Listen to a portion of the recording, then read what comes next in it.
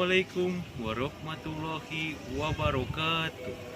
Sampurasun pemirsa, lima warta nu parantos dugi ka meja redaksi Dodo TV sejak kasanggakeun dina pidangan warta ku basa Sunda Tanggaras Pasundan edisi Rabu kaping 8 Februari 2023. Sim kuring Akdi Novari Barjani nu baris ngadupikeun warta salengkepna. Mangpulung mahasiswa anu kabeungkeut Pergerakan Mahasiswa Islam Indonesia atawa PMII Kabupaten Bandung kamari ngajora gedung Kapolda dina unjuk rasa para mahasiswa teh fungsi parea omong jeung polisi eta nu daremo teh ngagegekan buruan Polda Jabar dina orasina anu unjuk rasa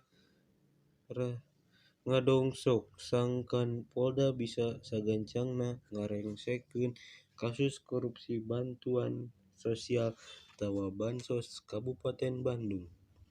Lantaran dina eronganna dana APBD Kabupaten Bandung tahun 2005 pikeun 2006 3 miliar teh geus dikorupsi. Eta unjuk rasa fungsi dieureunkeun ku polisi lantaran eta mahasiswa teh arasup kaburuan gedung Polda Jabar. Basa para mahasiswa rek nuluykeun deui orasina, pihak polisi langsung ngeureunkeun eta unjuk rasa. Polisi boga angkeuhan yen eta unjuk rasa teh dilakonan di lingkungan kerja tur ngaganggu karyawan nu keur gawe. Pemirsa Dodo TV dinten ieu urang cekapkeun dugi ka dieu aya saur ti sepuh urang di nu kiwari ngancik nu bihari seja ayeuna sampeureun jaga mugia janten lenyepaneun kanggo urang sadaya ngawakilan nu ngokolakeun Tanggara Dodo TV sim kuring pun Akdi Novari Barjani seja amit mundur.